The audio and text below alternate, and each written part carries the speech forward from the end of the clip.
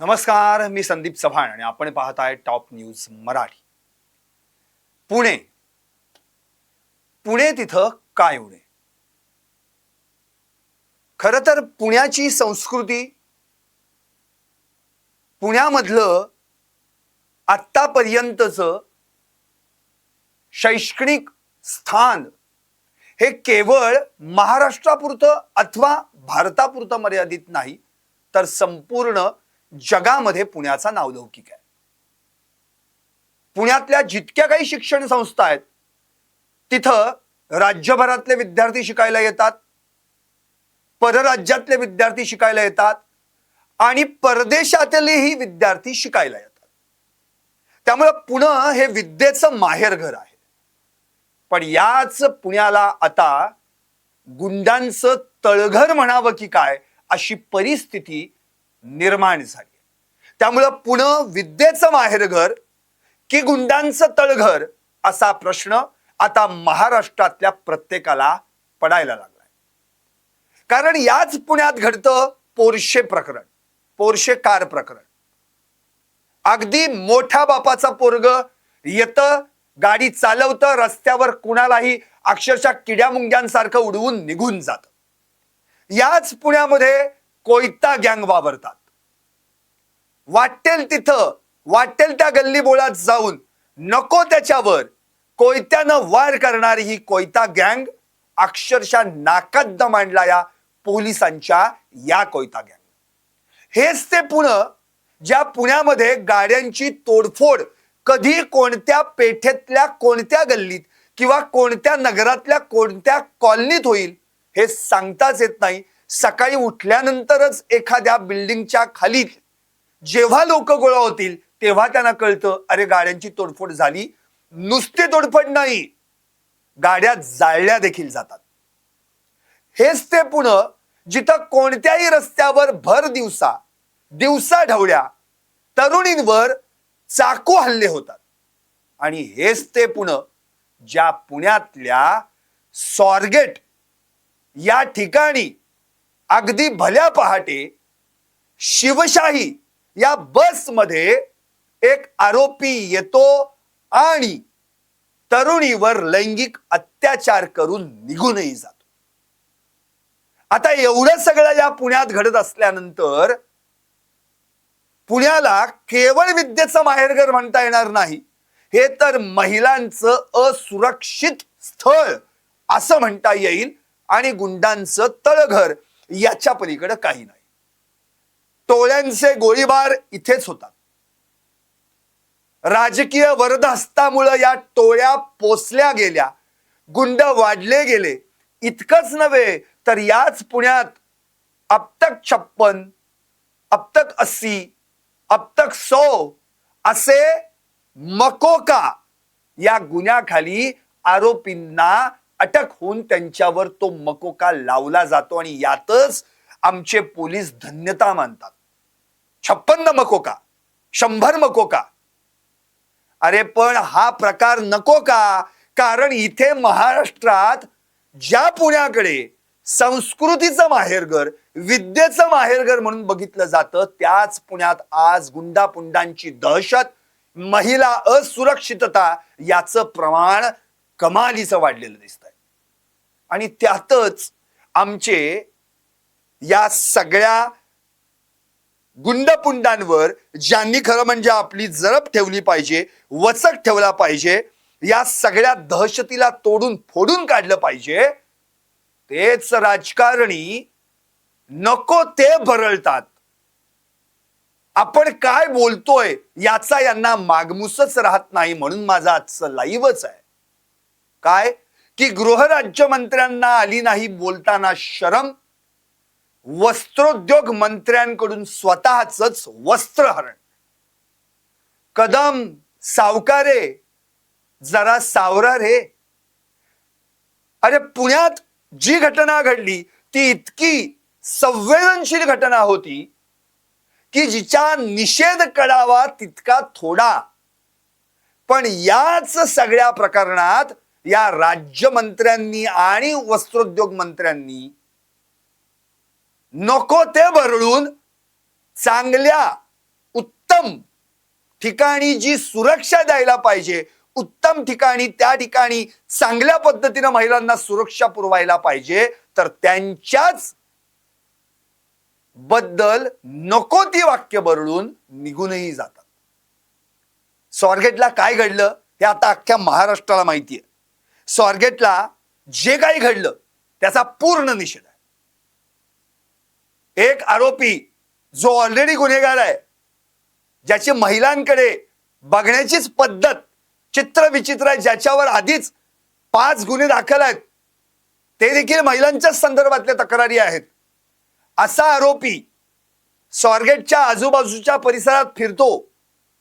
भल्या पहाटे तो त्या ठिकाणी एका तरुणीला पाहतो आणि मग जणू काही सावध असल्यासारखं हेरून मी 15-16 वर्ष कंडक्टर असल्याचा बनाव करून त्या तरुणीकडून माहिती गोळा करून घेतो, तिला कुठं जायचंय, कुठल्या गावी जायचंय, आणि मग अमुक तमुक ही बस आहे, या बसमध्ये चढा तुम्ही आणि तुम्ही तुमच्या गावाला जात. माणसं बसलेली आहेत, झोपलेली आहेत म्हणून.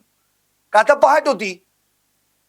ती बिचारी तरुणी, कारण की हा ताई ताई म्हटलेला आहे, आणि जेव्हा तिला कळतं की बसमध्ये कुणीच नाहीये, सगळा अंधार आहे, काळा कुट्ट अंधार आहे, आणि मग जेव्हा ती बाहेर बसमधून यायचा प्रयत्न करते, त्याच वेळी हा नराधम तिच्यावर लैंगिक अत्याचार करतो.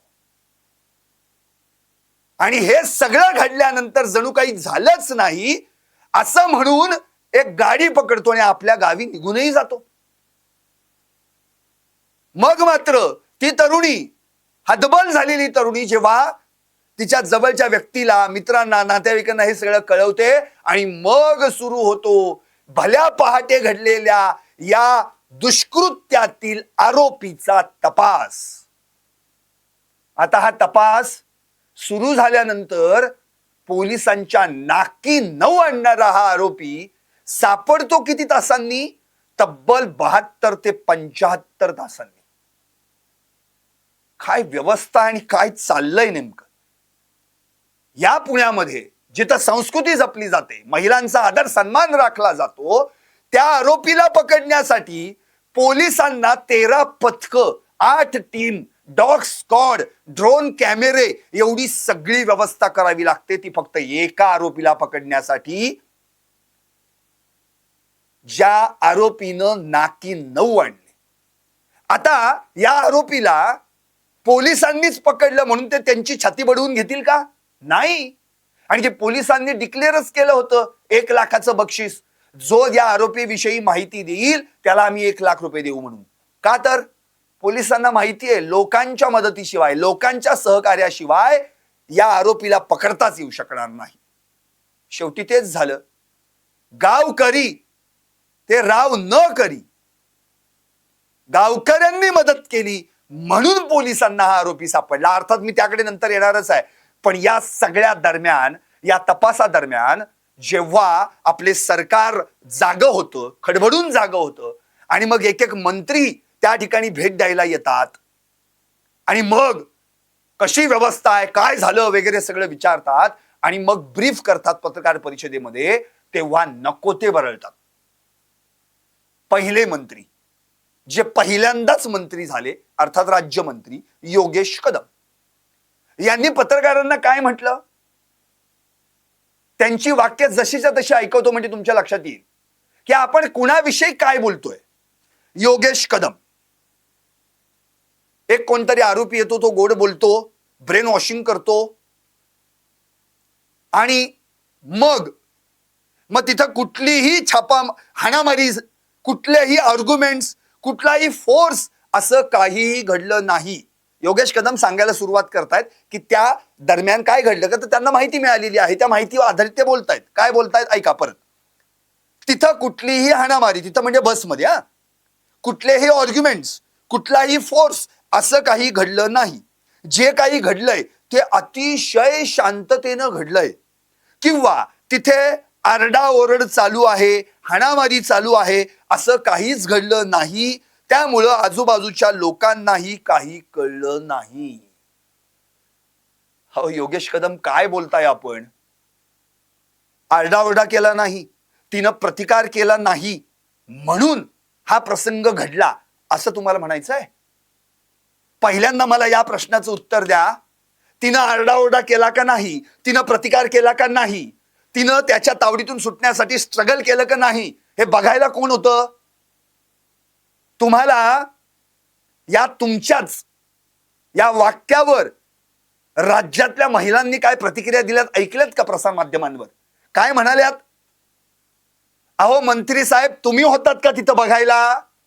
का तुमची माणसं होती बघायला?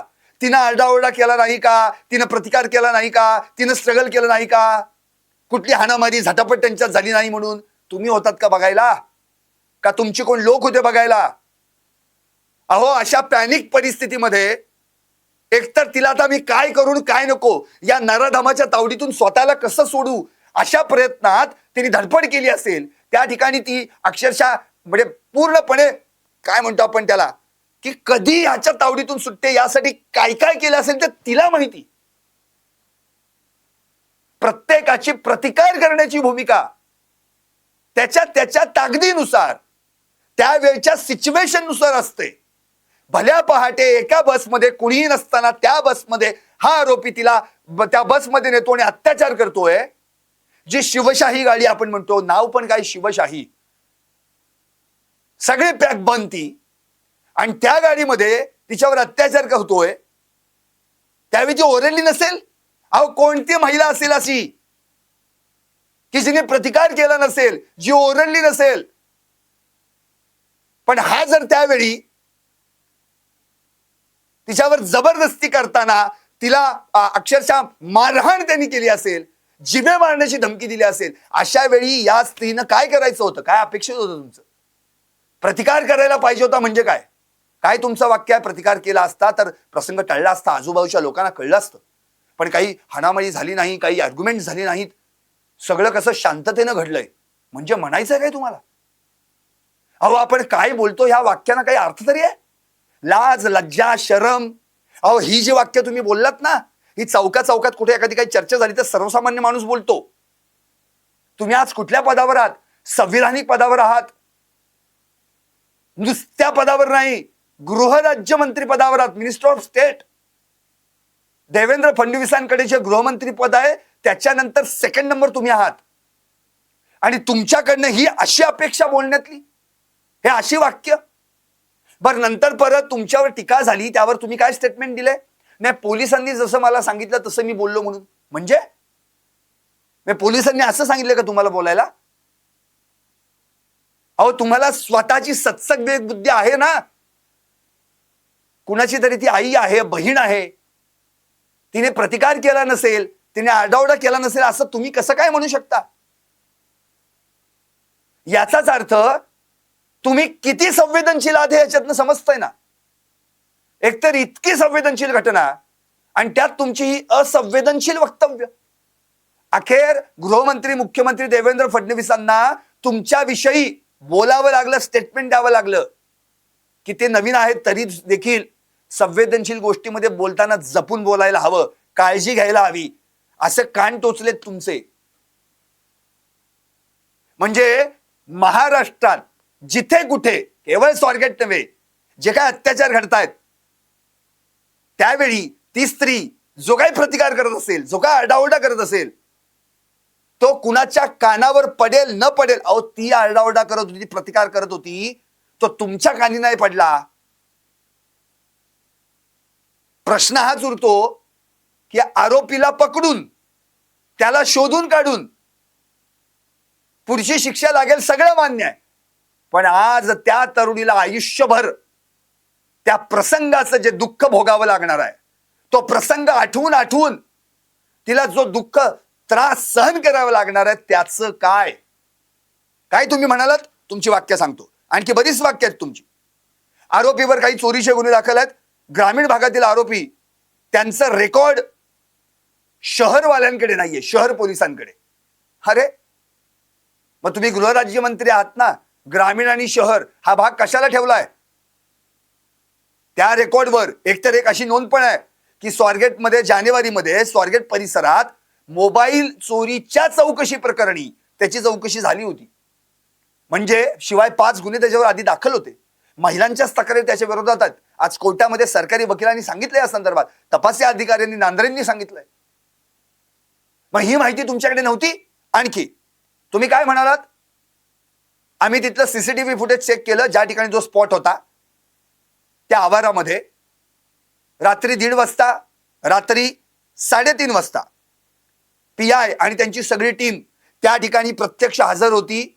त्यांनी त्या ठिकाणी शोध घेतला, म्हणजे नेहमीप्रमाणे गस्त घातली आणि ते निघून गेले. म्हणजे तुम्हाला काय म्हणायचंय, 1:30 वाजता आले होते, 3:30 वाजता आले होते, म्हणजे पोलिसांचं काम संपलं. मग तिथली प्रायव्हेट सिक्युरिटी गार्ड्स काय करत होते? तुम्हीच तुमचं उत्तर दिलंय पुढे की त्यावेळी ज्यावेळी हा प्रसंग घडत होता त्यावेळी तुमच्या त्या सुरक्षा केंद्रामध्ये एकही प्रायव्हेट सिक्युरिटी गार्ड उपस्थित नव्हता. ही कुणाची जबाबदारी आहे? 22 तारखेलाच एक निवेदन देण्यात आलं होतं सुरक्षितते संदर्भामध्ये. नुसतं निवेदन घेतलं, त्याच्या पुढचं काय झालं? केवळ फक्त निवेदन दिली जातात, त्या पलीकडे काही नाही. आज स्वारगेट झगमगतय. काय स्वारगेट मध्ये जणू काय म्हणजे दिवाळीच, इतक्या लाईट्स. हा प्रकार घडण्यापूर्वी स्वारगेट काय होतं माहितीये काय? तुम्ही कधी आलात प्रकार घडल्यावर ना? काळा कुट्टा अंधार, जाईल तिथं कोपरे सगळे अंधारानं भरलेले. ह्या म्हणून गाड्या अक्षरशः उभ्या कशाही कुठेही लावलेल्या, त्यात खाजगी वाहनांचा भडीमार वेगळाच, RTOनी त्या ठिकाणी आणून टाकलेल्या गाड्या वेगळ्याच, खाजगी एजंटांच्या गाड्या वेगळ्याच, ट्रॅव्हल्सच्या.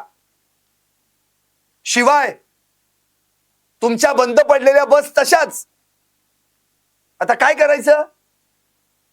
या सगळ्या ज्या काही तिथे गाड्या आहेत बंद पडलेल्या, त्यांचा उपयोग काय? कशाला गर्दी त्या स्वारगेटमध्ये पाहिजे? आणि एवढं सगळं होऊन परिवहन मंत्र्यांनी आज म्हटलेलं आहे की आता 15 एप्रिल पर्यंत या सगळ्या गाड्या इथून उचलाव्यात, नाहीतर भंगारात टाकल्या जातील. 15 एप्रिल पर्यंत त्यांनी त्या ठिकाणी अल्टिमेटम दिलाय.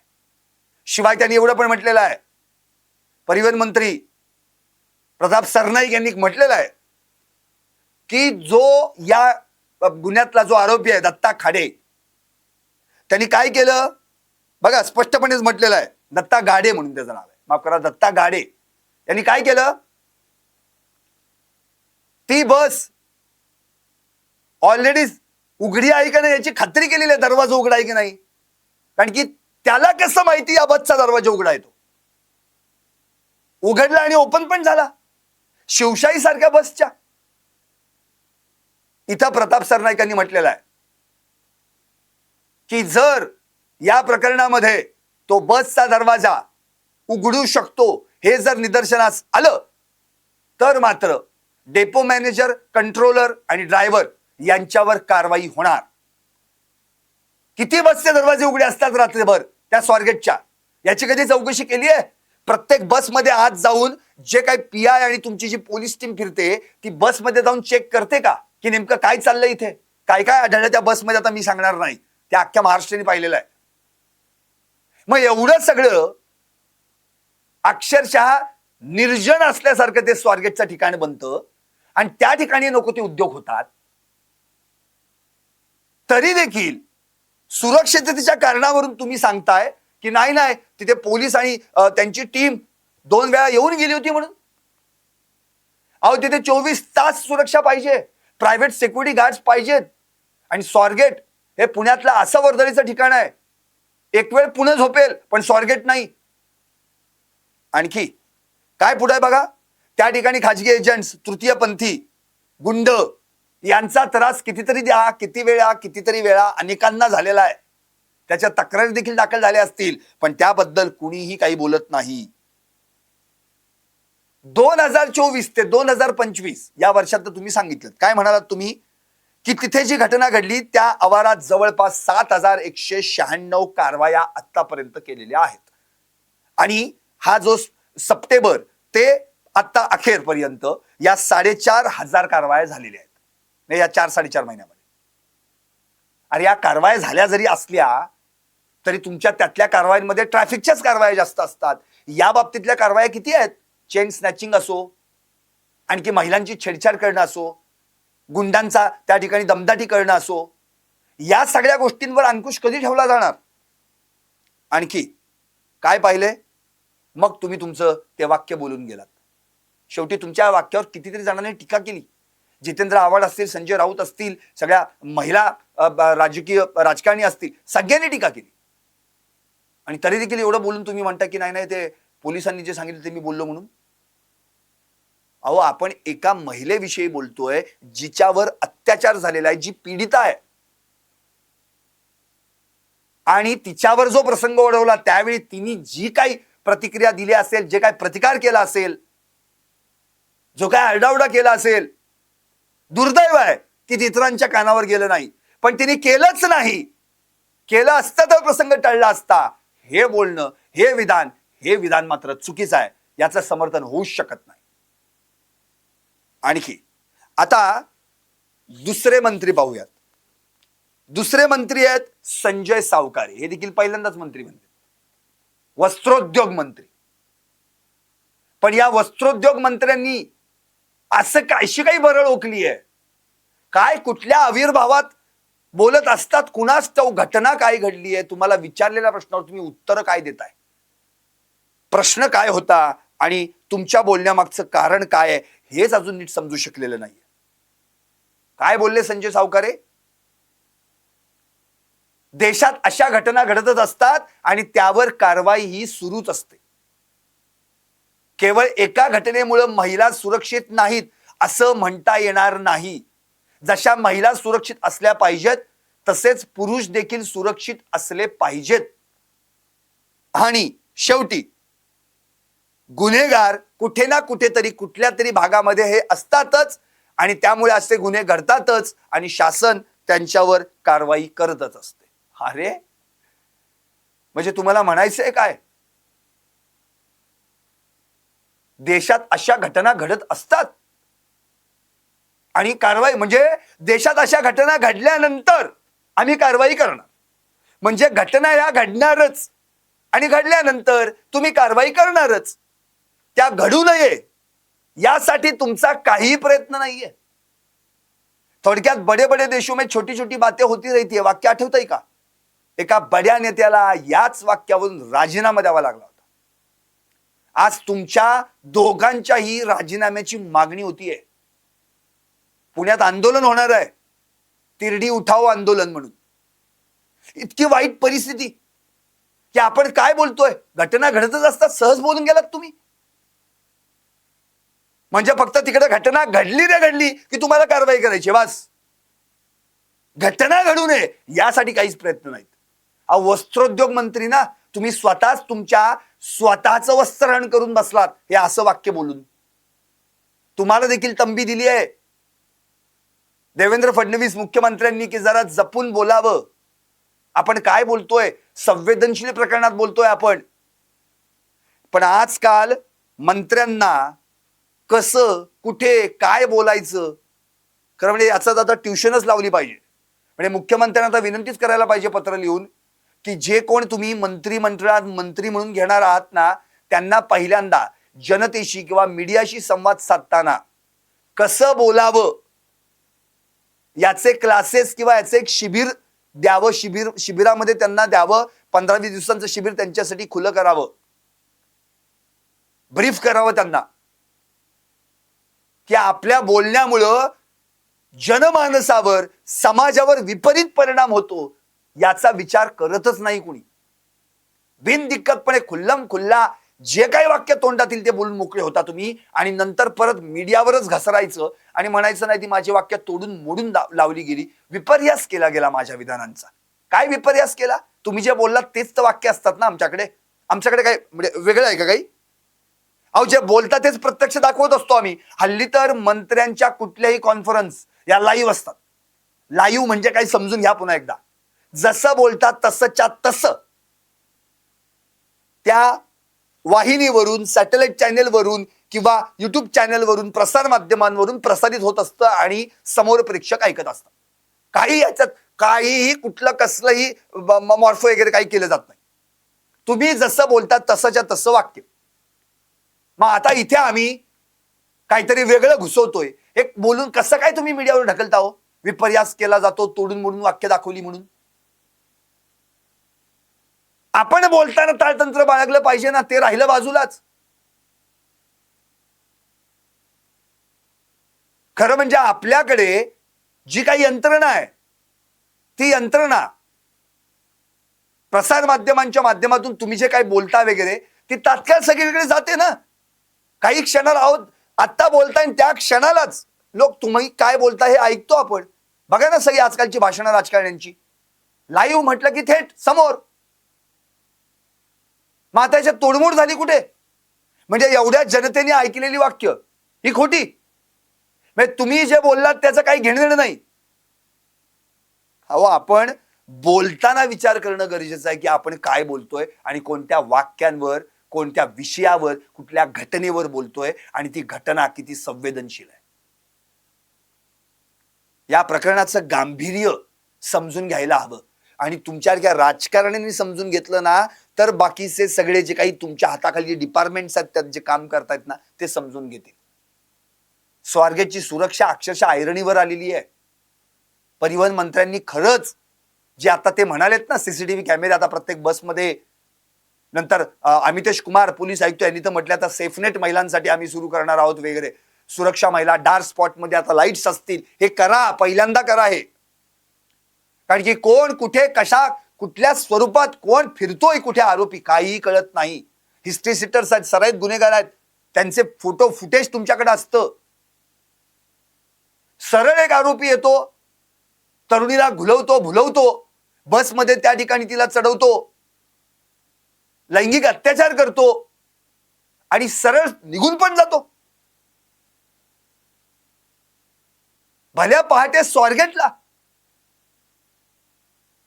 म्हणजे या ठिकाणी खरं म्हणजे हे अपयश आहे यंत्रणेचं. एसटी महामंडळाचं त्या ठिकाणी जे काही सगळं जी संस्था आहे त्यांची काही जे मंडळ आहे, प्रायव्हेट सिक्युरिटी गार्ड्स काय करत होते? पोलीस पेट्रोलिंग करताना त्या बसेस का चेक केल्या जाण्यात, लॉक का उघडे असतात, या सगळ्या गोष्टींचा विचार करायला पाहिजे. त्या बसमध्ये काय सापडलं त्याचाही पुढे तपास व्हायला पाहिजे. एवढं सगळं त्या एका बसमध्ये कसं काय सापडतंय? म्हणजे काय अड्डे झालेत काय आता? पडीक असलेल्या बस म्हणजे अड्डे झालेत का या गुन्हेगारांचे? अहो, तुम्हीच तुमची वाक्य एकदा काय बोललाय ना ते ऐकलीत ना, मग तुम्हालाच कळेल की आपण कुठे चुकलो आणि काय बोलायला हवं होतं आणि काय बोलून बसलो आपण. उगाच नाही निषेध व्यक्त होत आहे, उगाच नाही आंदोलन होत आहेत तुमच्या विरोधात. काही झाले की आपण सातच्या आत घरात. अरे आता तसं नाही. प्रत्येक क्षेत्रामध्ये महिला काम करते. आमच्याही प्रसार माध्यमांमध्ये, मीडियामध्ये कितीतरी तरुणी आहेत, महिला आहेत, रिपोर्टर्स आहेत. वेळ प्रसंगी त्यांना रात्री अपरात्री रिपोर्टिंग करावं जावं लागतं, स्पॉटवर जावं लागतं, तिथून माहिती द्यावी लागते. त्या कुणाच्या भरोशावर आणि कुणाच्या सामर्थ्यावर त्या ठिकाणी जातात? अहो, तुमच्याच ना राजकारणांच्या, पोलीस प्रशासनाच्याच भरवशावर जातात ना त्या. कधी टू व्हीलर मधून, कधी फोर व्हीलर मधून जावं लागतं, रिपोर्टिंग करतात त्या. आणि जे काही समाजात चुकीचं घडतंय त्याच्याबद्दल आवाज उठवतात. हे फक्त मी मीडिया क्षेत्र म्हणतोय असं आहे का? अहो नाही, आता कॉर्पोरेट सेक्टरमध्ये कितीतरी आयटी आहेत, आयटी कंपनीज आहेत, नाईट ड्युटीज असतात, त्या देखील जातात. पण सुरक्षेच्या नावाने काय सगळा बोजबार आहे, काही नाही राहिलं. परवाच एक पुण्यात घटना घडलेली आहे, 21 फेब्रुवारीला. एक तरुणी कॅबनी चालली होती, ती कल्याणी नगर मधून तिने कॅब बुक केली आणि मग पुढे संगमवाडी आल्यानंतर तिला कळलं की या कॅब मध्ये काय चाललंय. का तर कॅब चालकांनी काय उद्योग केलाय सगळ्या पुण्याला माहिती आहे. मला बोलता येत नाही तो शब्द. कसं बस त्याच्या तावडीतून ती सुटली बिचारी. 7:30-8 ही काय वेळ आहे? रिअर जो काही मिरर असतो, व्ह्यू, रिअर मिरर व्ह्यू म्हणून, त्या माध्यमातून हे कृत्य केलं त्यांनी. अहो, कुठे महिला सुरक्षित आहे? बसमध्ये महिला सुरक्षित नाही, कॅबमध्ये महिला सुरक्षित नाही. सुरक्षित कुठे आहे? रस्त्यावर महिला सुरक्षित नाही. मग महिला सुरक्षित कुठे आहे? आणि पुण्यासारख्या ठिकाणी पब संस्कृती पण इथेच मोकाळली आहे. गुंडापुंडांचं राज्य आहे, काहीही चालतं नाईटला. आणि त्यात हा असा आरोपी जो अख्खी पोलीस यंत्रणा कामाला लावतो. 13 टीम 8 पथक, 8 टीम 13 पथक, ड्रोन कॅमेरे, डॉग स्क्वॉड स्निफिंग करायला. घटना घडली शहरात, स्वारगेट मध्यवर्ती ठिकाणी. आरोपी सापडतो कुठे? गावात, त्याच्या शिरूर मधल्या. म्हणजे हे एवढं सगळं या ठिकाणी चालू आहे. आम्ही फक्त घटना घडल्यानंतर कारवाई करायची, त्याच्या आधी काहीच नाही. घटना घडूच नये यासाठी प्रयत्न प्रशासनानं, राजकारण्यांना एकत्र येऊन करणं गरजेचं आहे. ते कधी होणार? कोण ना कोणतरी कुठेतरी सावज हेरतच असतं. पुढे काय घडलं आपण बघितलं. 72 तास पोलीस शोधत होते, कारण की आव्हान होतं ना मोठं. एवढ्या संवेदनशील घटनेतल्या आरोपीला शोधून काढणं हे आव्हान होतं. अख्ख्या महाराष्ट्रात आवाज उठवला होता, निषेध व्यक्त करण्यात आला होता, आंदोलन झाली होती. काल रात्री, मध्यरात्री, म्हणजे आज सकाळी सकाळी, म्हणजे अगदी पहाटेच्या यादी म्हणता येईल, 1-1.5 वाजता त्याला अटक झालीय. दत्ता गाडे, त्याच्यावर आधीच गुन्हे दाखल आहेत, कोर्टात हजर करण्यात आलं. 12 मार्च पर्यंत पोलीस कोठडी देण्यात आली आहे. त्याच्या वकिलांनी काय सांगितलंय? काय नाही, त्या दोघांमध्ये सहमतीने झालेला आहे, फिजिकल रिलेशन आहे, सहमतीनं संबंध झालेले आहेत म्हणून. वाचवा वाचवा अशी ती म्हणालीच नाही. अरे तिनं त्यावेळी काय प्रतिकार केला हे कोणी बघितलं आणि कोण सांगणार आहे? तीच सांगू शकेल ना. ती आपला महिला, आपला म्हणायची वेळ आली आज तिला, आणि कोणीही तिच्या मदतीला त्या ठिकाणी नाही. इतकी वाईट परिस्थिती. आणि हाही तसं सांगतोय मी काहीच केलेलं नाही म्हणून. पोलिसांनी फेटाळलंय ते सगळं. मी पापी आहे, मी चुकलो, पण सहमतीने झालंय म्हणून. अरे मग पळून कशाला गेला? या सगळ्या गोष्टींची उत्तरं मिळणं अत्यंत गरजेचं आहे. अर्थात मिळतीलच. आज अमितेश कुमार यांनी पोलीस आयुक्तांनी पत्रकार परिषद घेतली, त्यामध्ये म्हटलेलं आहे नंतर याने आत्महत्येचा देखील प्रयत्न केला असण्याची शक्यता आहे म्हणून. हातात कीटकनाशक औषधाची बाटली सापडली. पुन्हा मेडिकल केल्यानंतर त्याच्या गळ्याला कुठेतरी दोरी आवळल्याचा व्रण पण सापडून आला म्हणून. अहो पण आयुष्यभर त्यानं जिला दुःख दिलेलं आहे त्याचं काय? या सगळ्या गोष्टींचा विचार होणं गरजेचं आहे, मानसिकतेचा विचार होणं गरजेचं आहे. आज या एका माणसामुळे केवळ ते शिरूर मधलं धार्मिक गाव, गुणाट धार्मिक गाव, जे दत्तप्रभूंचं गुणाट म्हणून ओळखलं जातं, ज्या गावामध्ये दर गुरुवारी आरती आणि महाप्रसाद, दर पौर्णिमेला आरती आणि महाप्रसाद, रोज सकाळी हरिपाठ आणि आरती, हे सगळं नित्यनेमाने होतं. त्या गुणाट नावाची या गाड्याच्या गुणांमुळं बिनकामाची नाहक बदनामी झाली. शेवटी गावकऱ्यांनी हात जोडून विनंती केलेली आहे की आता यापुढं आमचं गावाचं नाव याच्याशी जोडू नका. आमचं गाव पूर्ण धार्मिक आहे. काल देखील त्या ठिकाणी हरिनाम सप्ताहाची सांगता होती. म्हणजे महाशिवरात्री निमित्त त्या ठिकाणी हरिनाम सप्ताह सुरू होता आणि काल सांगता होती. आणि हा पट्ट्या दत्ता गाडे त्या ठिकाणी गेला ना, कीर्तनाला बसला. अरे काय, स्वतःला लपवण्यासाठी कोण काय करेल बघा. पण गावकऱ्यांनी स्पष्ट म्हटलेलं आहे आमचं गाव धार्मिक आहे. शेवटी आम्ही सगळ्यांनी निर्णय घेतला, हरिनाम सप्ताह संपल्यानंतर सगळे ज्येष्ठ मंडळी एकत्र जमलो आणि ठरवलं, बास गाव महत्वाचं, गावाचं नाव बदनाम होता कामा नये. याला कोणत्याही परिस्थितीत पकडून द्यायचा म्हणजे द्यायचाच. गावकऱ्यांनी निश्चय केला आणि ठरलं.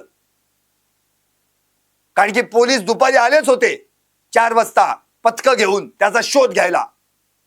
मग अख्ख्या गावकऱ्यांनी आजूबाजूच्या वाड्या वस्त्यांनी ठरवलं, मग नावरं गाव असेल, फंड वस्ती असेल, अशी काही गावं आजूबाजूला आहेत त्यांनी. एकतर शिरूर तालुका, बिबट्यांचा वावर तिथं जास्त आहे. चालता फिरता माणसांना बिबटे दिसतात तिथं. त्यात उसाच्या शेतात हाल आपल्याला. मग उसाच्या शेतात तर बिबट्या म्हणजे बिबट्याचं माहेरघर उसाचं शेत. पण गावातल्या तरुणांनी, वस्तीवरच्या तरुणांनी स्वतःचा जीव धोक्यात घालून बिबट्या ज्या ठिकाणी ज्या उसाच्या शेतात दडून बसतो त्या उसाच्या शेतात हे गावकरी त्याचा शोध घेत बसले. आपला जीव धोक्यात आले तरी चालेल, पण गावाची बदनामी ज्याच्यामुळे झाली त्याला पकडून द्यायला पाहिजे. हे पहिल्यांदा गुन्हाटवाल्यांनी ठरवलं, गावकऱ्यांनी ठरवलं, वस्तीवाडीवरच्या लोकांनी ठरवलं. 2 दिवस लपला होता, 1 दिवस नाही, 2 दिवस. 25 ला सगळं घडलं, मग गेला निघून. 25 ची रात्र, 26 ची रात्र आणि 27 च्या रात्री सापडला पट्ट्या. 2 दिवस अक्षरशः त्यांनी त्या ठिकाणी काढले. तो उपाशी होता आणि पाणी पिलं नाही. कशाला पाहिजे, हे कशाला सांगता? काय उपकार केले काय? असं कृत्य केल्यानंतर लपूनच राहावं लागेल ना. कोण तुला भाकर तुकडा घालणार आहे? घरी जायची तरी हिंमत होती का तुझी? आणि मग कसं बस तरी पाणी पिण्यासाठी या नातलकाकडे जा, त्या नातेवाईकाकडे जा. 26 ला पण गेला होता, टीप दिली, पण नंतर जिथं गेला त्या सगळ्या एरियात तो कुठंच सापडला नाही. त्या नावरं गावाच्या एका शाळेच्या चौकात तो सीसीटीव्ही फुटेज मध्ये दिसून आला, पण ते काही दिवसांपूर्वीच होतं, त्यामुळे त्याचा काही संबंधच नव्हता. आणि 27 ला पट्ट्या रात्री 10:30च्या सुमारास एका नातेवाईकाच्या घरी गेला, पाण्याची बाटली घेतली आणि त्यावेळी म्हणला, माझी चूक झाली, मला पश्चाताप होतोय, मला मुलाला भेटवा. पण त्यावेळी नातेवाईक नाही बघितला, नातेवाईकांनी त्यावेळी आरोपी बघितला. त्याला पोलिसांना कळवलं आणि मग गावकऱ्यांनी पोलीस आणि गावकरी यांनी मिळून आणि पोलीस आणि गावकऱ्यांच्या मदतीनं याला पकडला. तिथलं एक मैदान आहे, म्हणजे त्या GPL म्हणून ग्राउंड आहे तिथे, त्या ग्राउंड मध्ये त्या ठिकाणी त्याला मैदानाच्या आसपास तो फिरत असताना आढळला आणि त्याला त्या ठिकाणी पकडलं. आता हा जो कोण आरोपी आहे दत्ता गाडे, हा ज्या गावातला होता ते गुन्हाट गाव एकतर मुळातच उत्तम असं दत्तप्रभूंचं ठिकाण असलेलं गाव, जिथं महाराष्ट्रातून लोक येतात भेटी द्यायला, दत्त मंदिराला महाप्रसाद घ्यायला. दत्तप्रभूंचं गुन्हाट असंच त्या गावाचं नाव आहे, अशी ओळख आहे त्याची. आणि अशा गावात त्याच्याविषयीची माहिती जर घेतली, याच्यावर 4-5 गुन्हे आधीच ऑलरेडी दाखल आहेत. गावकऱ्यांना माहित नाही की हा काय करत होता म्हणून. विश्वास ठेवायला तयार नाही गावकरी, एवढी वाईट परिस्थिती. गावकरी म्हणालेत, आम्ही त्याची बाजू घेतली नाही, आरोपी म्हणजे आरोपी, मग तो कुणी असो. आया बहिणींकडे वाकड्या नजरेनं बघणारा आणि आया बहिणींची आबरू लुटणारा हा जो कोण आहे त्याला आम्ही अटक करणार, पोलिसांच्या ताब्यात देणार म्हणजे देणार. आणि गावकऱ्यांनी आपला शब्द पाळला, कारण की ते धार्मिक आहेत, सुसंस्कृत आहेत. हरिपाठ, आरती, महाप्रसाद हेच या गावात चालतं. म्हणून त्या गुन्ह्याचं वर्णन मी खरं म्हणजे गुन्ह्याची बदनामी होताच कामा नये. गावाचा काय दोष आहे? दत्तप्रभूंचं गुन्हाट म्हणून ज्या गावाला ओळखलं जातं त्या ध्येयाच्या गुणांनी गावाची बदनामी का करायची आहे आणि कशाला गावाला बदनाम करायचं? म्हणून तर मी त्या विषयी म्हणजे स्पष्टच खरं म्हणजे 1-2 ओळी मला म्हणता येतील. दत्तप्रभूंची भूमी गुणाट लई गुणी, चालते हरिपाठ आरती. एवढं सगळं उत्तम हे गाव आहे. आणि अशा गावात हा गुन्हा 2 दिवस लपून बसला, कारण की गेल्या 2 दिवसांमध्ये गुन्हाट तालुका शिरूर दत्ता गाडे हेच सगळीकडे चालू होतं. त्यामुळे नाव पुढे आलं गुन्हाट गावाचं. म्हणून सगळ्यात महत्वाचा मुद्दा हाच आहे की आता आरोपीला 12 मार्च पर्यंत पोलीस कोठडी मिळालेली आहे. तपासात काय असेल ते पुढे येईलच सगळं. मग त्याने आत्महत्या करण्याचा खरंच प्रयत्न केला का, त्याच्या हातात खरंच बाटली होती का, त्याचे अजून कपडे किंवा आणखी काही बाकीच्या वस्तू ज्याकडनं काही तपासांती शोधायच्या आहेत म्हणून सरकारी वकिलांनी युक्तिवाद केला आणि निश्चितपणे त्याला 12 मार्चपर्यंत पोलीस कोठडी देखील मिळालेली आहे. पण हे जे सगळं घडलं यामुळे एकतर गुन्हाट नाव, त्याची बदनामी नाहक बिनकामाची 2-3 दिवस गावाला गावकऱ्यांना सोसावी लागली आणि इकडे पुण्याचे जे काही सगळे पोलीस प्रशासन, तिथली स्वारगेट मधली व्यवस्था, स्वारगेट डेपो, याची देखील सगळी इज्जत परत चव्हाट्यावर आली. म्हणून आता कोणत्याही परिस्थितीत एकच महत्वाचं काम आहे, राजकारण्यांनी आणि पोलिसांनी एकत्रितरित्या उत्तमरित्या अशी जी वर्दळीची ठिकाणं आहेत तिथले डार्क स्पॉट हेरून त्या ठिकाणी कशी लाईट करता येतील, फोकस ठेवता येईल, सेफ नेट कसं महिलांना देता येईल, महिलांच्या सुरक्षिततेसाठी कसे प्रयत्न करता येतील, रस्त्यांवर गाड्यांमध्ये महिला कशा सुरक्षित राहतील, प्रवास करू शकतील उत्तमरित्या, याचा प्रयत्न करायला हवा. आणि राजकारण्यानंतर हात जोडून माझी विनंती आहे की कृपा करून अशा संवेदनशील विषयात नको ते असंवेदनशील वक्तव्य करू नका. कारण की तुमच्या या बोलण्यानं विनाकारण समाजावर वेगळाच परिणाम होतो. तुम्ही जाता बोलून, पण त्याचे परिणाम मात्र नंतर भोगावे लागतात. म्हणून पुण्यातल्या सगळ्या पोलीस प्रशासनाला एकच विनंती आहे, जे काय पुण्यात आता गुंडगिरीचं स्तोम माजत चाललेलं आहे ना, ते कुठे ना कुठेतरी कमी होणं गरजेचं आहे.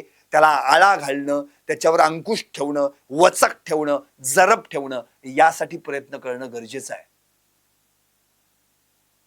महिला सुरक्षित राहणं यासाठी प्रयत्न करणं गरजेचं आहे. आणि की तुमच्या आमच्या प्रत्येकाच्या घरात महिला आहेत आणि त्या सुरक्षित ठेवण्याची जबाबदारी प्रत्येकाची, प्रत्येक समाजातल्या प्रत्येक व्यक्तीची आहे. यासाठी मला फक्त इतकंच म्हणायचंय, राजकारण्यांनी आपल्या जिभा घसरू नयेत याची कृपा करून काळजी घ्यावी. आपण जे बोलतो ते लोकांसमोर थेट बोलत असतो आणि त्याचा परिणाम पुढे काय घडतो हे सगळं आपण पाहताय. त्यामुळं महिलांविषयी, त्यांच्या सुरक्षिततेविषयी, त्यांच्याविषयी बोलताना आदराचा भाव, ममत्व भाव बाळगावा, एवढीच एक विनंती करतो आणि थांबतो. पाहत राहा टॉप न्यूज मराठी, आपला महाराष्ट्र, आपली बात.